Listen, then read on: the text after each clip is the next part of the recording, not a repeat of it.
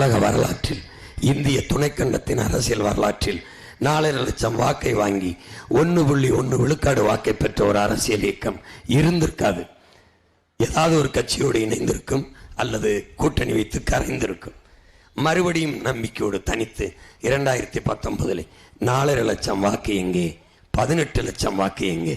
18 லட்சம் வாக்கை கொடுத்து வளர்த்தார்கள் என் மக்கள். காரணம், இந்த பிள்ளைகள் தனித்து நிற்பார்கள், தனித்துவத்தோடு நிற்பார்கள், உயர்ந்த தத்துவத்தோடு நிற்பார்கள், சீட்டுக்கும் நோட்டுக்கும் பேரம் பேசி எவனிடத்திலும் சரணடைய மாட்டார்கள் என்று என் மக்கள் நம்பினார்கள். அதே நம்பிக்கையோடு 21 தனித்து நின்றோம். மக்களை மட்டுமே நம்பி நின்றோம்.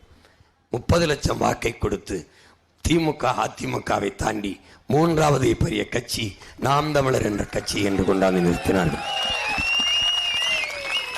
ஒவ்வொரு தேர்தலிலும் எங்களுடைய சின்னத்தை 2வது 3வது பெட்டியிலே வைத்து தேட வைத்தார்கள். இப்போது பாருங்கள் காலம் எப்படி வித்திட்டிருக்கிறது என்று,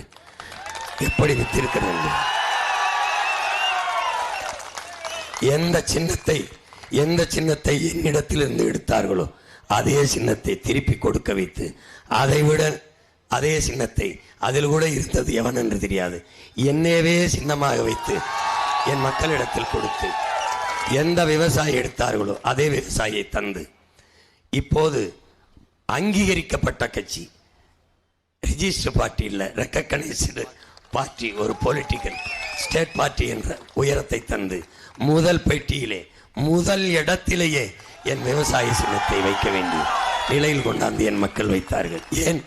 இந்த நாட்டில் முதலிடத்தில் இருக்க வேண்டியவன், நம்பர் 1 இருக்க வேண்டியவன் எவனும் இல்லை, விவசாயி தான் என்பதை காட்டுவதற்கு விவசாய சின்னத்தை முதலிடத்தில் வைக்க வைத்தது எங்கள் உழைப்பு, எங்கள் உண்மை நேர்மை மட்டுமல்ல, எங்கள் மக்கள் எங்கள் மேல் வைத்திருக்கிற நம்பிக்கை, அதில் அவர்கள் தந்த வாக்குதான் இந்த உயரம்.